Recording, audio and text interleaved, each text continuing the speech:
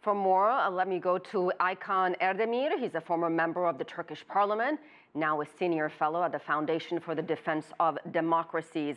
Aykan, welcome to our program. Thanks for having me. So as Michal Bardavid, our reporter, said, this seems like a fascinating election to me. Erdogan facing a number of opponents, and one seems to have a very, very good chance of winning. And that's where I want to focus on with my first question. Muharrem İnce, how serious of a contender is he? And does he, in fact, have a chance of becoming Turkey's next president? In calling snap elections, I think President Erdogan was hoping for a quick and easy win. But the opposition parties have proven to be resourceful and resilient. Muharrem İnce happens to be the star of the campaign period. He not only mobilized his own party's supporters, but he managed to reach out across the political spectrum. And the crowds that we see in the rallies also point to that fact.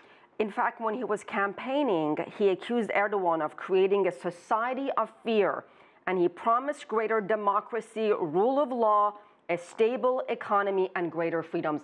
How are these issues resonating with Turkish voters?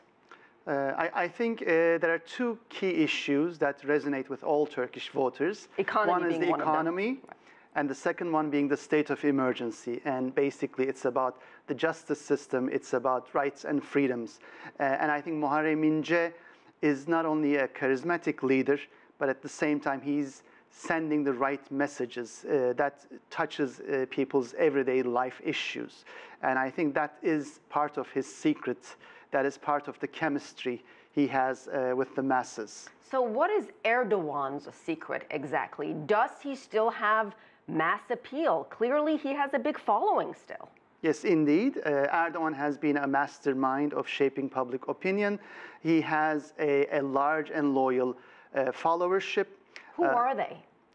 Again, religious space mostly conservative voters? No, actually, I would argue that both camps now in Turkey are catch-all parties. So you can have people from all walks of life.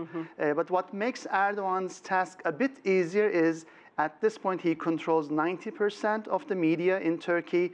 And also, he has a very strong party apparatus, which is now becoming one and the same with the Turkish state. Aykan, this is the first time Turkey will be holding parliamentary and presidential elections. How significant is this? So the twin elections also mark a transition to a new form of governance called the executive presidential system.